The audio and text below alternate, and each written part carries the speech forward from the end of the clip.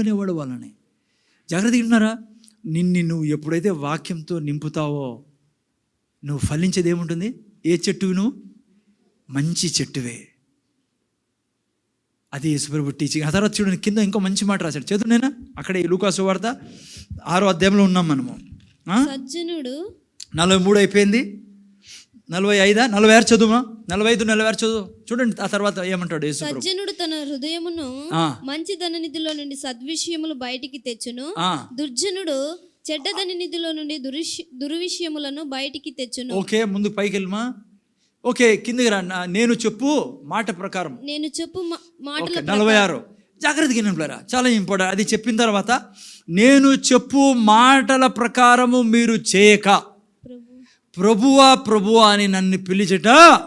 అది నేను చెప్పాల్సింది మీకు ఈరోజు కదా. ప్రభువా ప్రభువా ప్రభువా అని మనం దినమంతా పట్టించుంటాం. తప్పేం లేదు, పట్టించాల. దేవుడే చెప్తాడు మనం ప్రభు అని పిలిచాలి. కానీ యేసుప్రభు ఏమంటారు తెలుసా? నేను చెప్పిన మాటల ప్రకారము మీరు చేయక. ప్రభువా ప్రభు అంటే ప్రయోజనం ఏంటి? ఇప్పుడు మనం అడుగుదాం, ఏం చెప్పావు ప్రభువా? ఏం చేయలేదు మేము. యేసుప్రభు ఏమంటారు తెలుసా? అదేనయ్యా, నేను చెప్పిన ప్రిన్సిపల్స్ మీరు ఫాలో చేయరే. మనం బాగా ప్రార్థనలో సమయం గడుపుతాం. ఉదయం జాగ్రత్తగా వినండి. ఏల్ చర్చ్ వాళ్ళు ఉదయం లేస్తున్నారు. మీరు 5 గంటలకి 5:30కి లేస్తారు. పొద్దున్న లేసి ప్రార్థన చేసుకుంటారు, బైబిల్ చదువుతారు, ఉపవాస ప్రార్థన చేస్తున్నారు, ఆల్ నైట్ ప్రేయర్ చేస్తున్నారు, సెల్ గ్రూప్కి వెళ్తున్నారు, చర్చికి వస్తున్నారు, చాలా త్యాగంతో వస్తున్నారు, ఉద్యోగాలు ఇడిచిపెట్టి వస్తున్నారు, దూరం నుంచి వస్తున్నారు, డబ్బులు ఖర్చు పెట్టి వస్తున్నారు. దేవుణ్ణి ప్రేమించే వాళ్ళు మీరు. ప్రభు ఏమంటారు తెలుసా? నువ్వు ఇంట్లో చేస్తున్నావు, ప్రభువా ప్రభు అంటాను, కానీ నేను చెప్పిన నేను చెప్పిన ప్రిన్సిపల్స్ని ఎందుకు నువ్వు పట్టుకోవు? ఏం ప్రిన్సిపల్స్ ప్రభువా? అదేనయ్యా, మంచి చెట్టు మంచి ఫలం ఇస్తుంది, చెడ్డ చెట్టు చెడ్డ ఫలం ఇస్తుంది. నేను చెప్తే వినవే. అదే యేసుప్రభు చెప్పేది. ఈడ స్టేజ్ మీద నిలబడి మీరు అడిగితే నేను చెప్తున్నా పిల్లరా, మనం అంతా దేవుణ్ణి ప్రేమిస్తాం. నాకు తెలిసి కొంతమంది నుంచి ప్రార్థన చేసేటప్పుడు నాకు బాగా గుర్తుంటారు మీరందరూ. ఎందుకంటే నేను డైలీ కనీసం కదా చాలా ఇబ్బంది. నాకు తెలిసి సిస్టర్ సరళ కొద్ది ప్రాబ్లమ్ ఏం సార్ లెంతీ కూర్చోవాలంటే. అమ్మ భార్గవి ఇప్పుడు లేదా? ఇప్పుడు ఓకే, గుడ్, దేవుని కృప. అంటే what I'm saying is like ఎంతో టైం తీసి వచ్చారు. పావని పైన ఊరికి వెళ్ళిపోయినా వెళ్ళిపోయింది. ఊరు నుంచి వచ్చింది పాపం, చర్చ్ అటెండ్ చేయండి. నేను చెప్పాను నేను రావాలి, నువ్వు ఎటు తిరిగని. ఎడో ఫంక్షన్ పోయి just I want to say some example like ఇన్ని చేసినా ప్రభువా ప్రభువా నువ్వు అన్నా ప్రభు అంటాడు, ఏం ప్రయోజనం? ఇంత కష్టపడతాను. నేను చెప్తున్నా నీకు, నీ ఆర్థిక ఇబ్బంది అందుకే పోవడంలా, నీ శరీరంలో అందుకే అనారోగ్యం పోవడంలా, నువ్వు ఎందుకు భయపడతా ఉన్నావు? ఎందుకు నువ్వు నిరుత్సాహంలో ఉన్నావు? ఎందుకు నువ్వు నేనంటే ఇంత గొప్ప దేవుని కలిగి ఉత్సాహంలో ప్రతి క్షణం అగ్నిగుండంలో ఎందుకు లేవు నువ్వు? కారణం ఏమో తెలుసా? నువ్వు ప్రభువా ప్రభు అంటావు, కానీ నేను చెప్పిన మాట ప్రకారము చేయవు. ఏం చెప్పాడు పైన? సజ్జనుడు తన మంచి దాని చూసి సద్విషయం చూస్తాడు. ఏం చెప్పాడు పైన? మంచి చెట్టు మంచి ఫలం. పిల్లరా, ఏం చెప్పాలనుకున్నాడు దేవుడు? నువ్వు ఈ ప్రిన్సిపల్స్ని ఫాలో చేయకోకుండా ఉంటే నువ్వు ప్రభువా ప్రభు అని ప్రయోజనము లేదు. మళ్ళా చెప్తున్నా, ఏం ప్రిన్సిపల్స్ అవి? నువ్వు వాక్యం చెప్పుకోకుండా ఉంటే.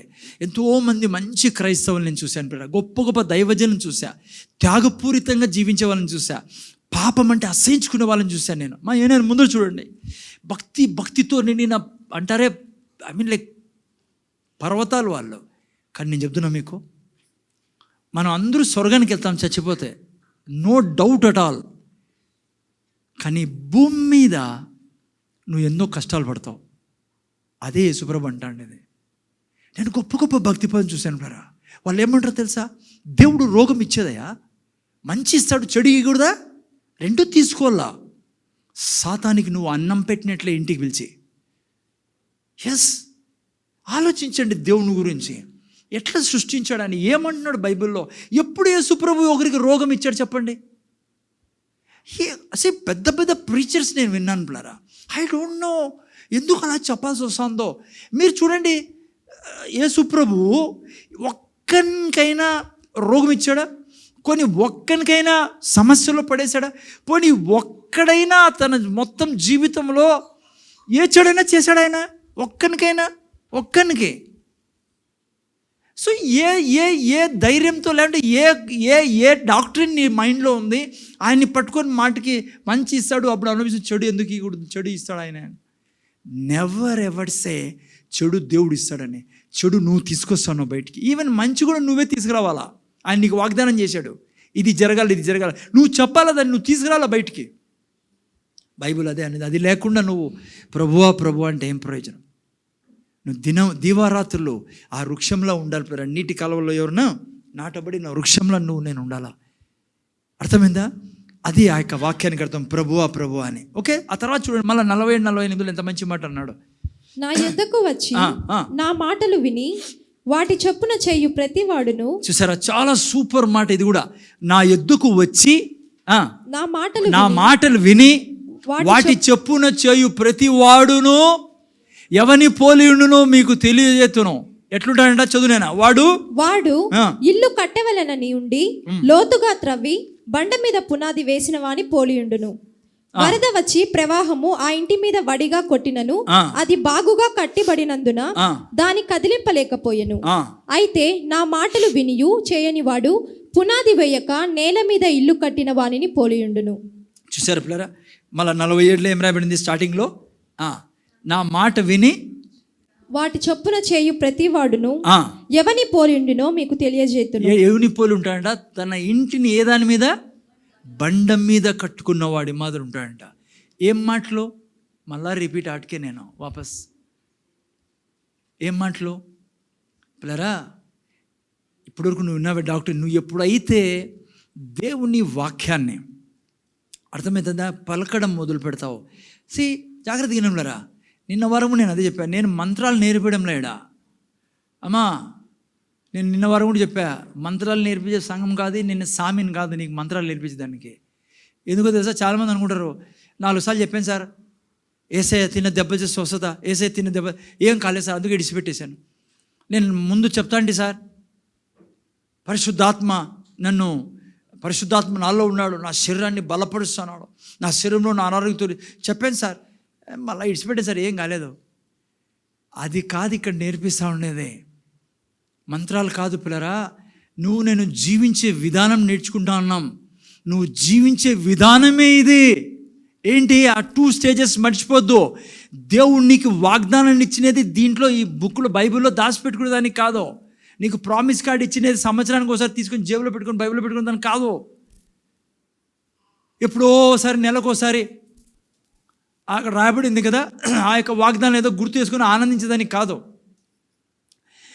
నీకు దేవుడు వాగ్దానం ఇచ్చింది ఎందుకంటే నువ్వు అనుక్షణము వాగ్దానం మాట్లాడేదానికి, అనుక్షణం నువ్వు చూసేదానికి, మైండ్లో నుంచి ప్రతి సమయం నువ్వు మాట్లాడాలా. తండ్రి నేను ఇంట్లో ఆశీర్వదించబడిన వాడిని అంటే దానికి అర్థం నా భార్య, నా పిల్లలు, నా పిల్లల పిల్లలు, మేము అందరము కలిసి నీ సన్నిధిలో ఆనందంగా జీవించే జీవితం నువ్వు నాకు ఇచ్చావు. అందుకే నేను ఇంట్లో ఆశీర్వదించబడిన కాదు, మా ఇంట్లో అందరూ ఆశీర్వదించబడినవారు. ద్వితీయోపదేశకాండం 28 ఆశీర్వాదాలు అక్కడ రాయబడిన 1-14. యేసుప్రభు ఏం చెప్తున్నాడంటే, ఎవరైతే నా యొక్క వాక్యాలను తీసుకొని దాన్ని దివారాత్రులు చెప్తారో, హృదయంలోకి తీసుకెళ్తారో, అవి వాళ్ళ జీవితంలో జరగడం మొదలు పెడతాయి. ఎవరైతే ఇవి చేస్తారో వాళ్ళని ఏ సమస్య కదిలించలేదో. వారు ఏ దాని మీద వాళ్ళు ఇల్లు కట్టుకున్నారు? క్రీస్తు అనే బండ మీద, వాగ్దానాల మీద, దేవుని మీద వాళ్ళు ఇల్లు కట్టుకుని. మళ్ళీ ఇల్లు అంటే ఏంటి? ఏదో మన ఇల్లు కాదు. ఓకే, అది కూడా నిజమే, మన ఇల్లు దేవుని యొక్క వాక్యం మీద కట్టబడాలా, అవినీతితో కట్టబడకూడదు. Okay, that's you. నీ జీవితం గురించి మాట్లాడుతాండి ఇది. ప్లరా నా జీవితం గురించి దేవుడు మాట్లాడతాడు. జాగ్రత్తగా నేను ప్లరా, నేను నిన్న వారం మొన్న వారం ఇవే చెప్తున్నాను మీకు. అందుకే క్రైస్తత్వం ఏంటి?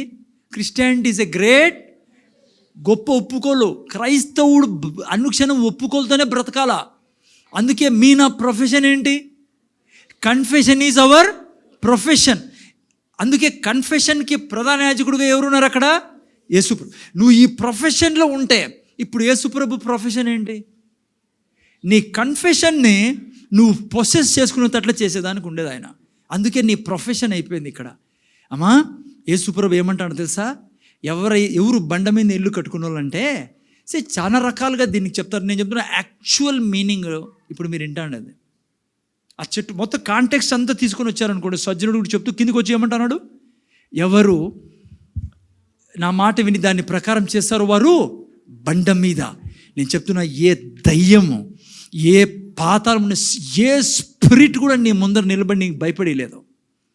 ఏ రోగము ప్రపంచంలో వచ్చినా నీ బాడీకి తాకలేదు. నాన్న వింటానారా? చాలా ఇంపార్టెంట్ ప్రిన్సిపల్స్ ఈ పిల్లరా. ఇవి లేకుండా ప్రభువా ప్రభువా ప్రభు అంటే ఏం ప్రయోజనం అని ప్రభువే చెప్తాను. అందుకే దీవారాత్రులు ఏం చేయాలి నాన్న? ముందర చూడండి, అనుక్షణం నువ్వు నడుస్తున్న చిన్న ఎగ్జాంపుల్, సపోజ్ నువ్వు రోడ్లో నడుస్తున్నావు, నువ్వు ఎట్లా నడిచాలా? పిక్చర్ చూడాలా ఫస్ట్. ఎట్లా? నువ్వు దేవునితో నిండి ఉన్నావు. నీ మైండ్ చెప్తుంది దేవునితో అడి నిండి ఉన్నాను. లోపల కడుపు నొప్పి ఉంది కదా, నడసలేకపోతున్నావు, సరిగా మోకాలు నొప్పి ఉంది కదా. నీ మైండ్ని సూపర్ సీడ్ చేయలను, చచ్చిపోతుంది అది ఆలోచన. ఎట్లా తెలుసా? బైబిల్ ఏం చెప్తుంది? దాన్ని పికప్ చేయలను. బైబిల్ ఏం చెప్తుంది? నాలో ఉన్నవాడు దేవుడు అంటుంది బైబిల్. ఎవరు నీలో ఉండేది? దేవుడు. నీ మైండ్ మీద సైటన్ వార్ చేసే ప్రయత్నం చేస్తావు. ఎందుకంటే నువ్వు ఈ టీచింగ్ వింటావు కాబట్టి. బయటికి పోతున్న వద్దు వాని జోలికి, మైండ్ వానికి ఈకో. మైండ్ ఇచ్చినది దేవుడు, దేవుని వాక్యాలు ధ్యానించడానికి. అందుకే మైండ్లో నీ మైండ్లో నువ్వు దీంతో నింపుకోలేని, నేను దేవునితో నేనే ఉన్నా. ఆ పని చేయి. నువ్వు అబద్ధం చెప్పలేవు పక్కనతో. ఉదాహరణకి నేను దేవునితో నిండి ఉన్నా, తల నుంచి అరికాల వరకు దైవత్వం నాలో ఉంది. బైబిల్ చెప్తానేది ఇదే. భక్తికి వినాల, జీవము నాకు కావలసినవన్నీ నాకు అనుగ్రహింపబడి ఉన్నవే. బైబిల్ చెప్తాంది. ఏమంటావు? నువ్వు భక్తికి నువ్వు జీవం నాకు సంబంధించిన సమస్తం నాకు ఇవ్వబడి ఉన్నవి. నువ్వేం చెప్తావు భక్తి గురించి? తండ్రి నీ అభిషేకం నాకు ఇవ్వబడింది. ఎక్కడ ఎవరి ముందర కూర్చున్నా నేను ఏం వాక్యం చెప్పాలో తండ్రి నువ్వు నాకు బయలుపరుస్తున్నందుకు కృతజ్ఞతలో. ఎప్పుడైతే నువ్వు వాగ్దానాల్లోకి తీసుకొని దాన్ని అనుక్షణం చెప్తా అంటావు, నువ్వు ఎవరి ముందరైనా కూర్చున్నాడు చెవుల్లో దేవుని స్వరం ఏంట ఆల్రెడీ నువ్వు ఓపెన్ చేసి పెట్టావు దేవునికి విశ్వాసం ద్వారా. నేను ఎప్పుడు చెప్తాను, పొద్దునే నా ప్రార్థన ఇదే. భక్తికి సంబంధించినవన్నీ నువ్వు నాకు ఇచ్చి ఉన్నావు, నువ్వు నన్ను అభిషేకించి ఉన్నావు, బైబిల్లో నుంచి జ్ఞానం నువ్వు నాకు ఇచ్చి ఉన్నావు. పరిశుద్ధాత్మ తండ్రి, బైబిల్ చెప్తా ఉంది భక్తికి జీవం కావాల్సినవన్నీ నువ్వు నాకు ఇచ్చేసావని. పరిశుద్ధాత్మ తండ్రి, యేసయ్యలో ఉన్న జ్ఞానం నాకి, యేసయ్య శిరస్సు నేను దేహాన్ని నువ్వు చెప్పి ఉన్నావు, నువ్వే రాపించావు. ఇక్కడ నేను చెప్తా పరిశుద్ధాం దేవునికి, నువ్వు రాపించావు. భక్తికి కావాల్సినవన్నీ నాకు ఇచ్చేసావు. నాకు ఈ తండ్రి వాక్యం జ్ఞానమే, వాక్యంలోని రెవల్యూషన్ నాకే. బైబిల్ చదువుతూనే లోపల ఉండే సమస్తం నా లోపలికి పోవును గాక. ఏ మనిషితో మాట్లాడిన భూమి మీద ఆ మనిషికి ఉన్న సమస్య నేను తెలుసుకుందును గాక. నీ వాక్యం ఆ వ్యక్తికి చెప్పుదును గాక. మళ్ళా అంటాను పైనుంచి, నేను వెలుగే ఉన్న ఆ వ్యక్తికి. ఎవరు నేను? అది నీ జీవితం. దేవుడు చేశాడు నిన్ను, నన్ను అట్లా సృష్టించాడు. నేనేమై ఉన్నాం?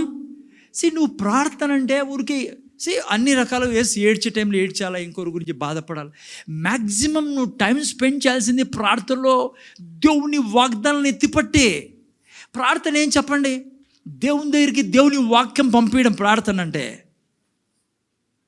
చాలామంది దేవుని దగ్గర కూర్చొని దీవించు ప్రభువా, దీవించు ప్రభువా అంటారు. నిన్ను దీవించడమా? నువ్వు దీవెనవే, నువ్వు ఆల్రెడీ బ్లెస్డ్ మనిషివి, నువ్వు బయటికి తే అంటాడు. అందుకే అంటాడు ప్రభువా ప్రభువా ప్రభువా. ఆయన ఊరికే మీరు టైం వేస్ట్ చేసుకుంటారు అంటాడు యేసు ప్రభు. ఎందుకంట? చెట్టు నువ్వు దీవెను లేవని బాధపడతాన కారణం ఏంటి? నువ్వు ఏం మాట్లాడతానో చూడు అంటున్నాడు.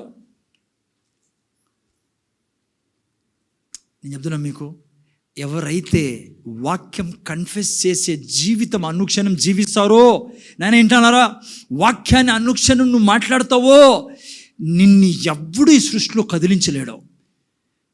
ఆ యొక్క ఇంటి మీద తుఫాన్ వచ్చింది, గాలి వచ్చింది, వరద వచ్చింది, ఆ ఇండ్లు పడిపోలేదో, ఆ మనిషి పడిపోడుపులేరా. ప్రపంచంలో ఏంది జరుగుతున్నా ఈ మనిషి కదిలించబడ్డాడో. ఎందుకంటే ఈ మనిషి యొక్క ప్రతిక్షణ జీవితం ఏమో తెలుసా, వాక్యం ద్వారా బ్రతుకుతున్నాడు. అర్థమైందా? వాక్యం ఎప్పుడూ చెప్పే వ్యక్తి.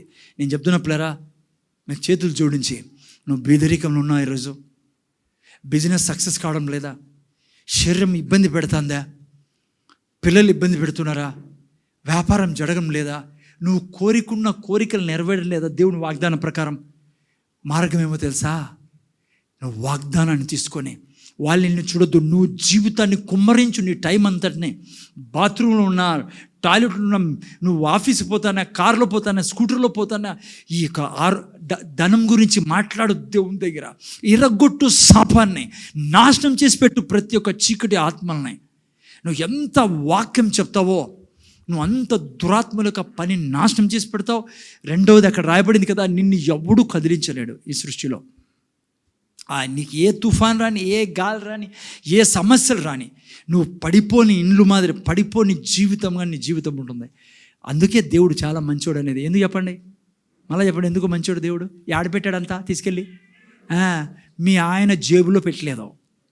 కొంతమంది భార్యలు పడతాయి, ఈయన పిసినరోడు కదా, 100 రూపాయలు ఇస్తే 100 సార్లు అడుగుతాడు, ఏం చేశాడు 100 రూపాయలు ఏం చేశాడు?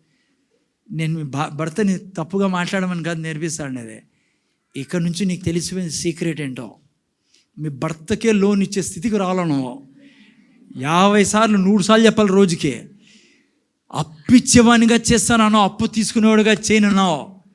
అబ్రహాం లాగా నీ నుంచి నాకు ధనం రాలా. నేను చెప్తున్న పిల్లరా, బీదరికం లేదు. నేనా భారతదేశంలోనే బీదరికం లేదు. నేను చెప్పాను ఇంతకుముందు మీకు, ఉందా బీదరికం భారతదేశంలో? లేదు. ఎక్కడి నుంచి వచ్చింది బీదరికము చెప్తున్నా? ఓటేసింటిం సార్ వాళ్ళ నుంచి వచ్చిందంటావా? నువ్వు లోపల నుంచి డబ్బు తీయలేదనుకో, నీ జీవితంలో డబ్బు ఉండదు నీ దగ్గర. ఉన్నా కూడా ఆడాడికే ఉంటుంది, ఆయారా గయారా అనే కదా. No bank balance. నేను ఎప్పుడు పొద్దున్నే లేసే దేవుని సన్నిధిలో నా బ్యాంక్ బ్యాలెన్స్ ఎప్పుడు హైగా ఉండును గాక, నా పిల్లల యొక్క బ్యాంక్ బ్యాలెన్స్ హై లేకుండా పోవచ్చు ఈరోజు, కానీ నా విజన్ అది. అర్థమైందా? దేవుని డబ్బంతా నాది. మీరు చెప్పండి, హలో, ఈనాడోళ్ళు చెప్పారా? బైబిల్ చెప్తాందా నువ్వు దేవుని వారసుడు అని? రాజకీయ నాయకులు చెప్పారా వచ్చి నువ్వు క్రీస్తుతో జత వారసుడు అని? ఎందుకు చెప్పాడు ఆయన పొద్దుపోకి చెప్పాడు అనుకున్నారా? మీ మాదిరి నా మాదిరి ఆయన చెప్పాడంటే అది సృష్టించబడింది, దాన్ని నువ్వు తీసుకోవాలా నీ లోపలికి. అందుకే భూమి మీదకి ఏం పంపిలా? నీ హృదయం అనే భూమి మీదకి నేను నీ వారసున్నాయి. నీ డబ్బు నాదే, నీ ఆరోగ్యం నాదే, నీ దగ్గరున్న జ్ఞానం నాదే, నీ దగ్గరున్న వివేకం నాదే, వివేచన నాదే. నువ్వు దయామయుడివే, నేను దయామయుడినే. నువ్వు కరుణామయుడివే, నేను కరుణ కలిగి జీవిస్తా. నువ్వు నువ్వు నువ్వు మోసం చేయవు, నా జీవితంలో మోసం చేయను ఎవరికి, ఎందుకంటే నీకు పుట్టి ఉన్నా నేను.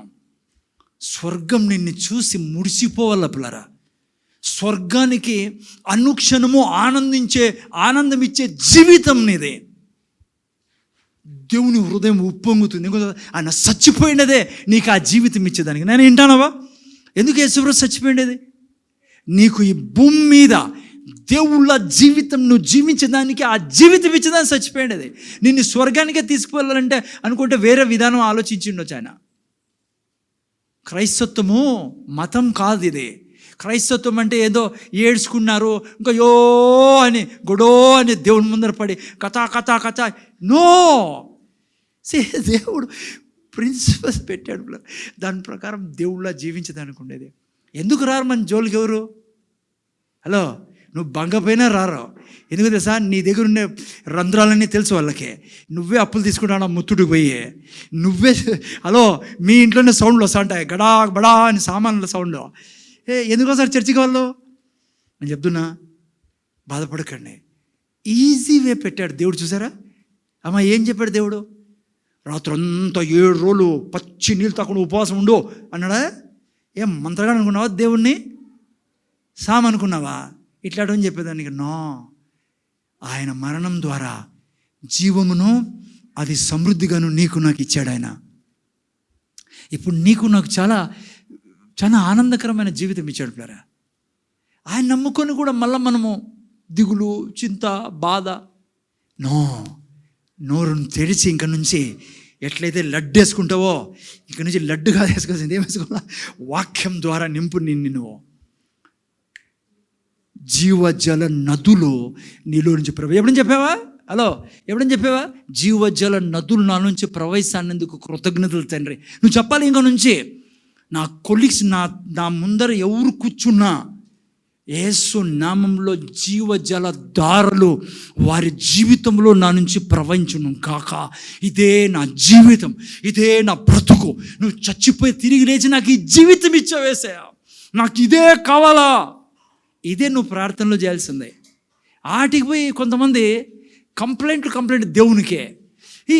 ఇది నువ్వు ఇది ఎందుకు చేసేవి, ఇది ఎక్కడ? ఆయన ఈనాడు ఎవరో అరుచుకుంటున్నారులే మనకే అలాంటి అట్లా వెళ్ళిపోతుంటాడు ఆయన. దూతలు అంటారు, సార్ మనోడే సార్ ఈడని. వాడు మనోడే కానీ ప్రభువా ప్రభువా ప్రభు అంటాడు. నేను చెప్పింది ఈనాడు. వాడు ఏం చేస్తాడు ఆయన? అన్నీ నీ దగ్గర ఉన్నాయి. ఓకే, టైం ఎక్కువ లేదు, జాగ్రత్త. ఇప్పుడు ఒక మెయిన్ పాయింట్ చెప్పి ముగించేస్తాను నేను మీకు. చాలా ఇంపార్టెంట్ పాయింట్. సార్ బాగానే ఉంది కానీ మేము చాలాసేపటి నుంచి అడగాలనుకుంటున్నాం మీకు, మీరు టైం ఇవ్వడం లేదు మాకు. ఏమో తెలుసా, అస్సలకి మా మాటలలో ఎందుకు సార్ అంత శక్తి ఉంది? ఎందుకు నేను మాట్లాడాలి అది చెప్పు ఫస్ట్. ఇడ్లీలు తినేకే టైం లేదు ఇక్కడ మాకే. నువ్వు చూస్తే పొద్దున్న సాయంత్రం వాకి. ఎందుకు చెప్తాను నేను ఉండేది అందుకే ఇక్కడ చెప్పేదానికే. జాగ్రత్తగా నేను ఇప్పుడు ఎందుకు సార్ నేను మాట్లాడాలి ఇప్పుడు? నాన్న వింటానో శివాజీ, ఎప్పుడు నేను మాట్లాడాలి? ఎందుకు వాక్యం చెప్పాలి సార్? ఎందుకు దివారాత్రులు దేవుని వాక్యాన్ని చెప్పాలా? ఎందుకు జాషువాతో దేవుడు అంటాడు? మా ముందర చూడాలి మీరు. నేను పక్కన కదలలేను మిమ్మల్ని, నాకు తెలుసు. అందుకే ఇంత పెద్ద స్టే చేసుకునేదే. అమ్మా జాగ్రత్తగా వినండి. ఎందుకు జాషువాతో దేవుడు అంటే, జాషువా దివారాత్రులో నీ నోట్లో నా వాక్యం ఉండి నువ్వు దాన్ని చెప్తా ఉంటే నీ యొక్క మార్గంలో నువ్వు ఎల్లప్పుడూ సఫలపరచు. ఇంగ్లీష్లో బల రాబడి, you shall prosper, you shall prosper and you shall be successful అంటాడు ఇంగ్లీష్లో. నువ్వు నీ యొక్క మార్గాన్ని ఫలింపజేసుకుంటా ఉన్నాయి, వర్ధిల్లింపజేసుకుంటా. ఎప్పుడు? దివారాత్రి నీ వాక్యం ధరించు. జాగ్రత్తగా వినప్పుడు ఎందుకు అట్లా? వాయ్ సేమ్ ముందర చూడండి. అయినా ఈ సృష్టిలో దేవుడు సృష్టించిన తర్వాత 2 బలమైన సిద్ధాంతాలు పనిచేస్తున్నాయి. ఈ సృష్టి యావత్తులో 2 బలమైన సిద్ధాంతాలు పనిచేస్తున్నాయి. ముందర చూడాలి. ఇప్పుడు ఇది మిస్ చేయకండి. ఎందుకు మీరు వాక్యం చెప్పాలో మీకు కారణం చెప్తున్నా. దివారాత్రుల్లో వాక్యం ఎందుకు చెప్పాలో. ఈ 2 సిద్ధాంతాలు లా అంటారు తెలుగులో, ఇంగ్లీష్లో లా అంటారు తెలుగులో సిద్ధాంతం. 2 laws ఆర్ దేర్. ఒకటి మరణ సిద్ధాంతము, ఇనలా. రెండోది జీవన సిద్ధాంతం. చదివిస్తా బైబిల్లో, జాగ్రత్త ముందర చూడండి. నాయనా, ఈ సృష్టిలో మరణ సిద్ధాంతం పనిచేస్తుంది. ఎప్పుడు స్టార్ట్ అయింది ఇది తెలుసా? ఏ రోజు ఆదం పాపం చేశాడో. అమ్మా వింటానరా? నైనా వింటానరా? పాపం చేసిన మరుక్షణమే ఈ యొక్క లా మనిషి జీవితాల్లోకి ప్రవేశించింది. నైనా మరణం ప్రవేశించింది. అదే నిన్ను లాగుతాండేది బెదిరికానికి, అదే నిన్ను లాగుతాండేది బెడ్ మీదకి, నీకు అదే నీకు లాగుతాండేది నీ చింతలోకి, దిగుల్లోకి, మరణంలోకి. నిన్ను ప్రతి క్షణము మరణము ఆవరించేట్లు చేస్తాండే. దానికి కారణము మరణ సిద్ధాంతం. ఇంకో ఆప్ చేయి తల్లి, జల్దీ ఆప్ చేయి. ఇంకో సిద్ధాంతం ఏమో తెలుసా? జీవమిచ్చే సిద్ధాంతం. చదవండి రోమిలు రాసిన పత్రిక 8:2. జాగ్రత్తగా నేను కొంచెం చెప్తాను మీకు. ఎందుకు వాక్యం చెప్పాలా? హలో, నీ ఆస్తి రాజకీయ నాయకుని చేతుల్లో లేదో, నీ ఆరోగ్యము, నీ సమస్త మేలులో దేవుడు ఎంత మంచోడు చెప్పారో నీ చేతుల్లో పెట్టాడు. నేను ఇంటాను యవ్వనస్తులు ముందర చూడండి, చాలా ఇంపార్టెంట్. చదువు నేను 8:2. క్రీస్తు యేసునందు జీవమునిచ్చు ఆత్మ యొక్క నియమము పాప మరణముల నియమము నుండి నన్ను విడిపించెను. చూసారా? క్రీస్తు యేసునందు ముందర చూడాలా, జీవమిచ్చు ఆత్మ యొక్క నియమం. ఇది ఒక నియమం అంటారు దీన్ని, సిద్ధాంతం అన్నాం మనం. ఓకే, ఎనీహో సిద్ధాంతం అన్న నియమం ఒకటే లా. క్రీస్తు యేసునందు జీవమిచ్చు ఆత్మ యొక్క నియమము పాప మరణముల నియమం నుండి నన్ను విడిపించెను. చాలండి, ఇక్కడేనండి జాగ్రత్తగా. నేను జీవమిచ్చు మరణమిచ్చు నియమం అంటాను, పెద్ద ఉంది అది మనకొద్దు, మీరు మళ్ళీ ఇంటికి పోయి చదువుకోండి, ఈజీగా అర్థమైంది. మరణమిచ్చు నియమం ఎప్పుడు మొదలైంది సిస్టర్? వింటున్నారు కదా, ఎప్పుడైతే ఆదాం పాపం చేశాడో. జీవమిచ్చు నిర్ణయము ఎప్పుడు స్టార్ట్ అయింది మనలో? నువ్వు ఏ రోజు యేసు ప్రభుని రక్షకుడుగా అంగీకరించావో మరణం యొక్క నియమం నుంచి నువ్వు తీసివేయబడి జీవం యొక్క నియమంలో ప్రవేశించావు. ఇప్పుడే వాక్యం వింటాను. జీవం యొక్క నియమంలో ప్రవేశం అంటే నీలో మరణం లేదు ఇప్పుడు. ఓకే, ఇప్పుడు నేను జాగ్రత్తగా, ఈ మరణ నియమం ఎట్లాదంటే పిల్లరా, లైక్ గురుత్వాకర్షణ నియమం మాదిరి. గురుత్వాకర్షణ నియమం ఏం చేస్తుంది సిస్టర్? ప్రతిదీ లాగుతుంది కిందికి. అర్థమైందా? ఏదన్నా పైకేసి ఏమవుతుంది? Gravitational power. అమ్మా ఇంగ్లీష్ వాళ్ళు గురుత్వాకర్షణ శక్తి తెలుసు కదా. అదేం సార్, అదేదో మిరపకాయ కూడా మాదిరి ఉంది అంట. ముందర చూడండి, ఏదన్నా పైకేస్తే కిందికి వస్తుంది తల్లి. అదే గురుత్వాకర్షణ శక్తి. కొంతమంది స్కూల్కి పోయిన వాళ్ళు ఉంటారు, ఏందో అంటాడు, శక్తి అంటాడు, ఏంటి ఇది గుర్తు అంటాడు. అందుకని క్లియర్ చేయాలి మేము. జాగ్రత్త ముందర చూడండి. ఇప్పుడు ఏదన్నా లేకుంటే ఇప్పుడు కూర్చొని పైకి ఏదన్నా, అమ్మా చెవులోనే బంగారు రింగే పైకే కదా, ఎవరు వేయరు అమ్మా, అది మాత్రం మెయిన్. ఓకే, ముందర చూడండి. గురుత్వాకర్షణ శక్తి అంటే పిల్లరా లాగుతుంది. ఈ మరణపు నియమం ఉందే మనిషి జీవితాన్ని లాగుతూ ఉంటుంది. ఇదే దరిద్రము, శాపము, మరణము, భయము, దిగులు, రోగము. ఏ తిన్నా ఏ తాగినా విలవిలలాడుతూ ఉంటాడు మనిషి భూమి మీద. ఎందుకో తెలుసా? జాగ్రత్తగా విన్నట్లరా, ఈ పాప నియమం లాగుతూ ఉంటుంది. గురుత్వాకర్షణ శక్తి ఏం చేస్తుంది? లాగుతూ ఉంటుంది. కానీ మీకు తెలుసు కదా ఇంకో శక్తి ఉందని. ఇది గురుత్వాకర్షణ శక్తి ఎట్లా? పాప నియమం మాదిరి. ఓకే, ఈ చిన్న ఎగ్జాంపుల్ ఇస్తాను. గురుత్వాకర్షణ శక్తి అన్నీ లాగుతుంది, కానీ ఏరోప్లేన్ని లాగదు. ఏరోప్లేన్ని లాగుతుందా? లాగుతుంది, కానీ ఏరోప్లేన్ కిందికి రాదు. ఎందుకు చెప్పండి? చూసారు ఏరోప్లేన్, మీరు చూసారా? విమానమ్మా గయ్యని నీళ్ళలో గాల్లో ఎక్కరు. ఎవరైనా విమానం ఎక్కిన వాళ్ళు ఎవరో చేయొద్దండి ఒకసారి. ఊరికే చెప్పొద్దు, ఆవిడెక్కింటి తల్లిను కానూరు పోనీ విమానం చూసారా నైనా? మీరంతా విమానం చూసారా? దండాలు చూసారమ్మా విమానం? అదేలే గాల్లో పోతుంది, చూసారా? ఎస్ సార్ అనండి రావు సార్. నాకు ధైర్యము, మీకు తెలుసా, మన అది కూడా తెలియదు అని కూడా కష్టమవుతుంది. జాగ్రత్తగా కూడా విమానం మీరు చూస్తే 100 మందిని తీసుకొని పైన ఎగురుతుంది. 30,000-35,000 కిలోమీటర్ పైన ఎగురుతుంది. మీకు తెలుసా, నేను ఆర్మీలో ఉండి వచ్చాను, కానీ మీకు పెద్ద పెద్ద గన్నులు, ఈ బోఫోర్స్ గన్స్ అని విమానమే తీసుకెళ్ళేది. ఎంత వెయిట్ ఉంటాయి మీకు తెలుసా? ఏనుగులు తీసుకెళ్తాయి విమానాల్లో, పెద్ద పెద్ద కొన్ని ఒక 4-5 ఏనుగులు. మేము మీ దాంట్లో ఆర్మీ లైక్ పెద్ద పెద్ద గన్ను, పెద్ద పెద్ద బోఫోర్స్ గన్స్. అది ఎక్కడికి వెళ్తుంది? కొండల్లో, ఎవరెస్ట్ మౌంటైన్లో, లేహ్ లదాఖ్ ఆ సైడ్. ఓకే, జస్ట్ ఇన్ఫర్మేషన్ గురించి చెప్తున్నా. అంత బరువు ఎత్తుకొని వెళ్తున్నా లగేజ్తో పాటి. ఎందుకు విమానాలు కిందికి రావు చెప్పండి? చూసుకోండి, చెప్దాం.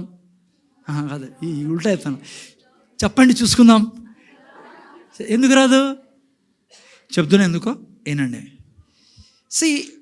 ఈ యొక్క విమానంలో మీరు కూర్చోంటే, లేకుంటే చూసిండే కనీసము విమానము రన్వే మీదకి వచ్చి ఎక్కే ముందు ఏం చేస్తుందంటే, పైకి ఎగిరే ముందు ఇంజిన్ స్టార్ట్ చేసుకుని చాలాసేపు మీరు చూస్తే ఇంజిన్ వేడి, ఏరోప్లేన్ వేడెక్కుతుంది పిల్లలు. అంటే ఇంజిన్ వేడెక్కుతాయి.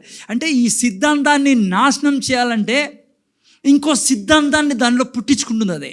అదే దాన్ని ఏమంటారు తెలుసా? Law of lift. అది ఆ యొక్క ఇంజిన్స్ చాలాసేపు మీరు విమానంలో కూర్చోంటే విమానం కదులేం మొదలెడుతుంది ఇంకా పైకి పోకముందే. Because of law of lift create చేస్తుంది.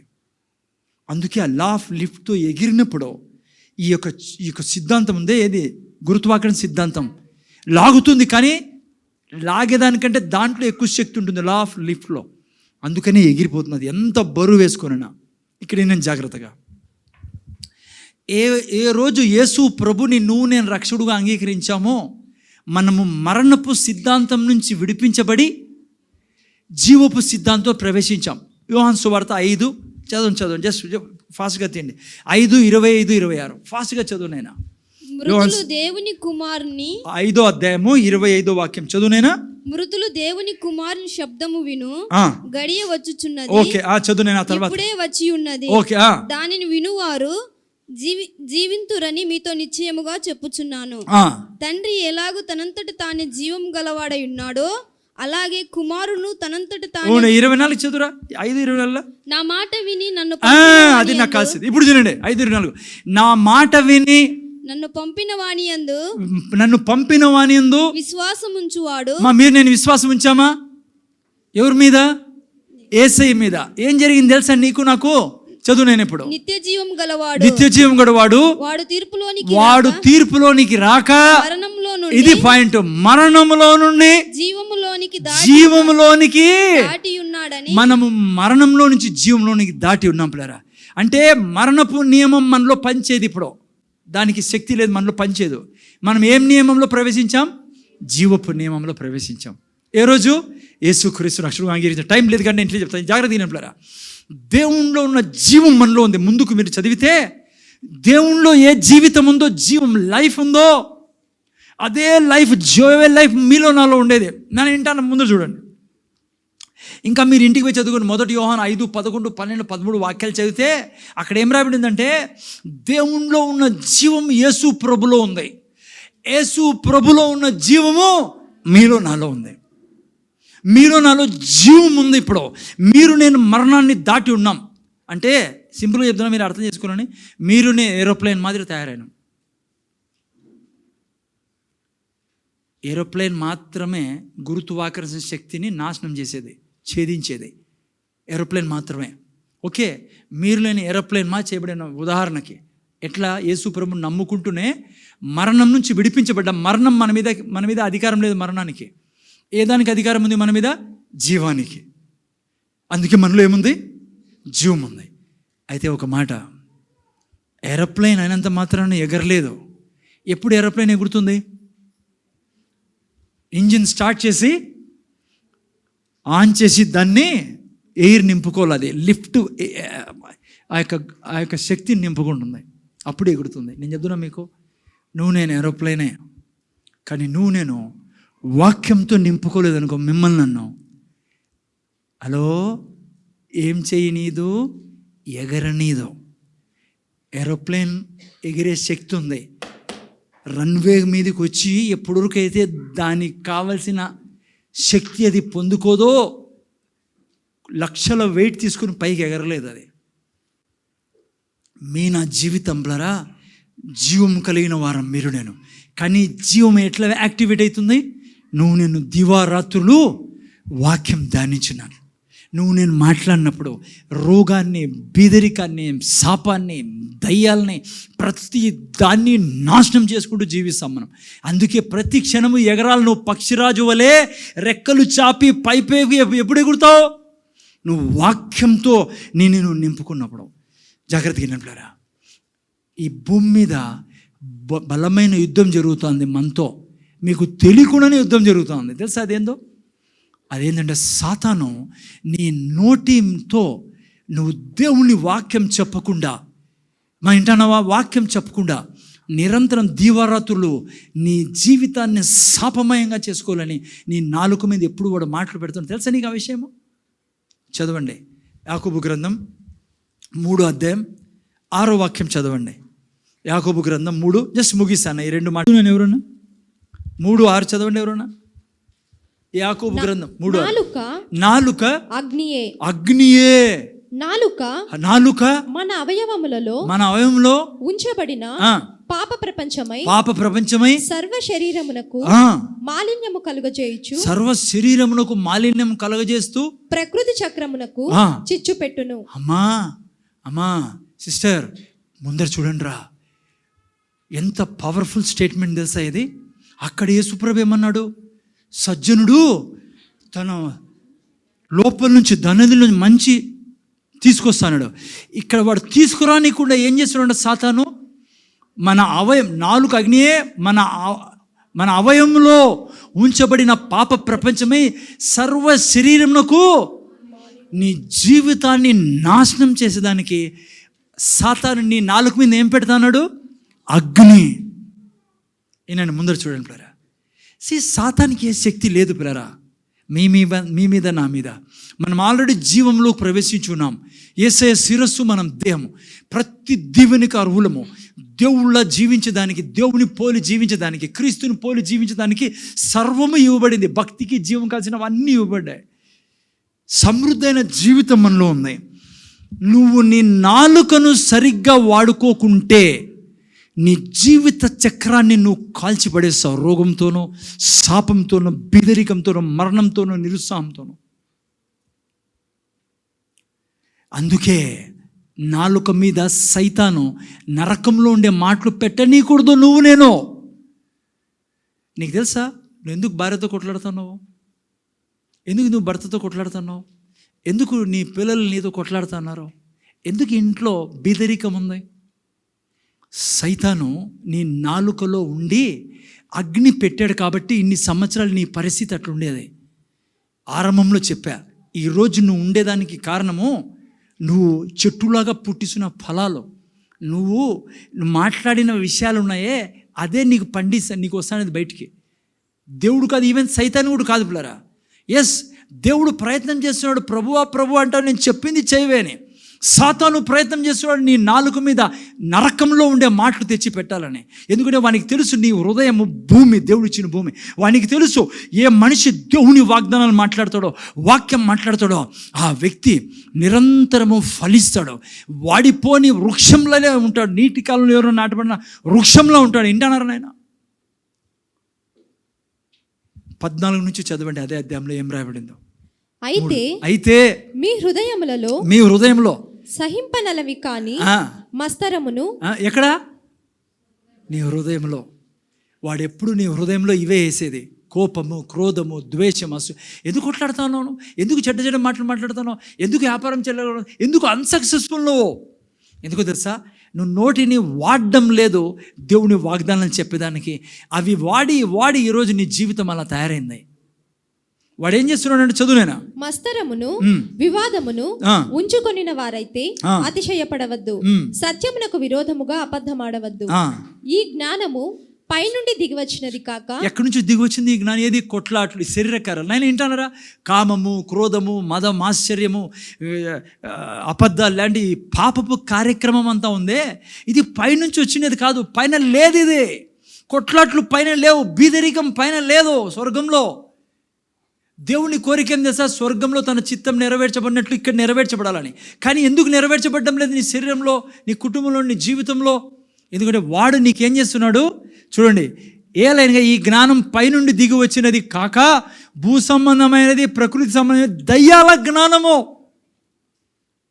వాడు నీ నోట్లో ఎప్పుడు పెట్టేది? వాడు మంచోడు కాదు, ఈడు మంచోడు కాదు, నువ్వు అట్లా దానివి, నువ్వు ఇట్లా వాడివి, నువ్వేం మంచోడివి, నువ్వు ఇది చేయలే.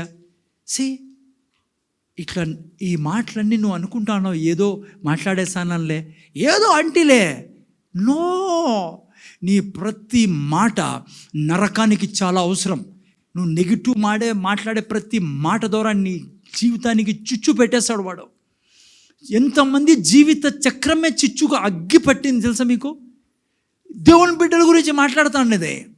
ఒక పక్కన యేసుప్రభు అంటాడు, నేను జీవం ఇచ్చుటకును అది సమృద్ధిగా ఇచ్చేదానికి వచ్చి ఉన్నాను, నేను మీలో నివాసం చేస్తున్నాను, నేను మీకు అనుక్షణం ఆరోగ్యం ఇచ్చేదానికి నా ఆత్మ నుంచి ఉన్నాను, బీదరికం మీకు లేదు, అబ్రహాము ఆశీర్వాదాలన్నీ మీకు నాకు ఇవ్వబడ్డాయి. ఆయన అబ్రహాంని ధనికుడు చేసేది. అబ్రహాం ఉద్యోగంతో కాదు ధనికుడు అయిండేది. నీకు నాకు ఆయన ప్రతిదీ ఇచ్చే దేవుడు. కానీ ఏ దశ నాశనం చేసి పెడతానేది మీ నా జీవితంలో? నాలుక. అగ్ని పెట్టబడింది. అందుకే ఇంక నుంచి భార్య మీద కోపం వచ్చినప్పుడు నువ్వు అనుకుంటావు ఏదో కోపడతానని లేని. నో, పాతాళం నీ నాలుకని వశంలో పెట్టుకుంది. నీ భర్తని ఇష్టానుసారం నువ్వు మాట్లాడితే నువ్వు అనుకుంటానో, లేదంటే మమ్మీ డాడీని ఇష్టానుసారంగా నువ్వు అనుకుంటానో మాట్లాడితే పడి ఉంటావు. నో, నువ్వు సైతాన్ చేతిలో ఉన్నావు లిటరల్లీ. నువ్వు మొబైల్లో ఏమంటారు దాన్ని, పోర్నోగ్రఫీ చూసా, you are there under his hands, in his hands. సాతానికి బాగా తెలుసు నీ జీవితంలో చిచ్చు పెట్టేదానికి ఏం చేయాలని. బిడ్డ ఇంటానని ముగిస్తాను, రేపారం మళ్ళీ అందుకే ఇంక నుంచి ఏం చేయాలా, నిరుత్సాహపడకండి. నేను ఆ దేవుడు ఎప్పటికీ మనం చేయి ఇడిచిపెట్టేవాడు కాదు. నేను నన్ను ప్రేమించే దేవుడు. నువ్వు రాజువిరా నైనా, నువ్వు గొప్ప దీవెన పొందిన వ్యక్తివిను. ఆయన రక్తం నిన్ను అనుక్షణం కడుగుతోంది. నా మాటేను. ఎలా నువ్వు విజయవంతమైన జీవితం జీవిస్తావో తెలుసా? నీ నోట్లో ఇక నుంచైనా డబ్బు విషయం మాట్లాడవు, ఆరోగ్యం విషయం మాట్లాడవు. దినమంతా అవి ఇవి చేసి నీ జీవితాన్ని ఇంకా పాడు చేసుకుంటావు, ఇంకా నష్టపోతావు. ప్లీజ్, బైబిల్ చెప్తా ఉంది, సజ్జనుడు తన మంచి ధననిధిలో. అందుకే 2 స్టేజెస్ మర్చిపోద్దని. ఎప్పుడు కంటిన్యూగా వాక్యం విత్తు, అబ్రహాం ఆశీర్వాదాలు విత్తు. నీ జీవితంలో ఏం కావాలో అవన్నీ మాట్లాడును. ఫస్ట్ స్టేజ్లో లోపలికి పోని. ఆ తర్వాత సెకండ్ స్టేజ్ ఆటోమేటిక్గా స్టార్ట్ అవుతుంది. 2-3 మంత్స్ చేయండి, చూడండి మీరు చేంజ్ అవుతుంది. సైతాన్ మాట వినకండి. వాడు అంటాడు ఏం కాదని, వద్దు అంటాడు. వాని మాట వినకండి.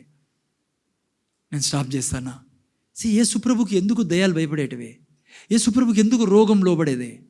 యేసుప్రభుకి ఎందుకు ప్రతి పరిస్థితి లోబడేది? చూడండి ఎందుకు లోబడేది. యేసుప్రభు ఎన్నడే కానీ రాంగ్ కన్ఫెషన్ చేయలేదు. యేసుప్రభు ఎప్పుడు ఏం మాట్లాడేవాడు చెప్పండి? తండ్రి ఏం మాట్లాడతాడో అవే మాట్లాడేవాడు. తండ్రి ఏం చెప్తాడో అదే చెప్పేవాడు. అది చెప్పాడు యేసుప్రభు.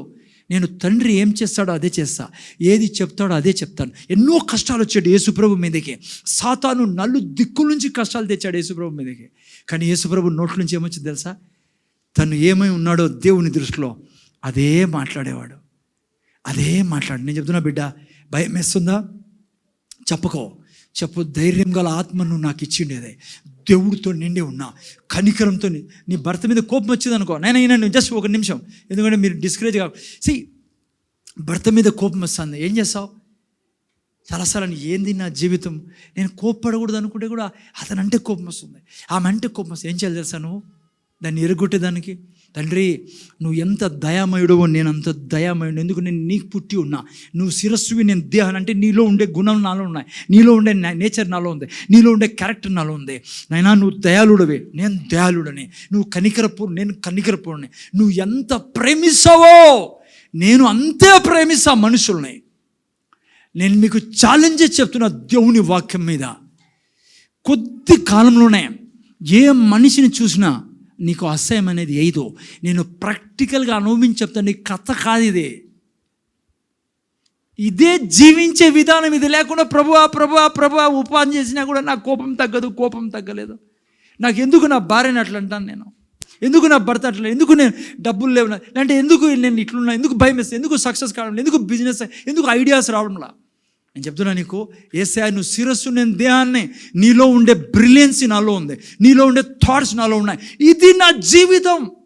యేసయ్యా చచ్చిపోయి నన్ను కాపాడిండేది ఈ రోగంలోనో, దరిద్రంలోనో, శాపంలో బ్రతికేదానికి కాదు పిల్లరా, దేవుళ్ళ బ్రతికేదానికి, యేసయ్యలా బ్రతికేదానికి. దానికి ముఖ్య కారణం ఏమో తెలుసా? నీ నోరు.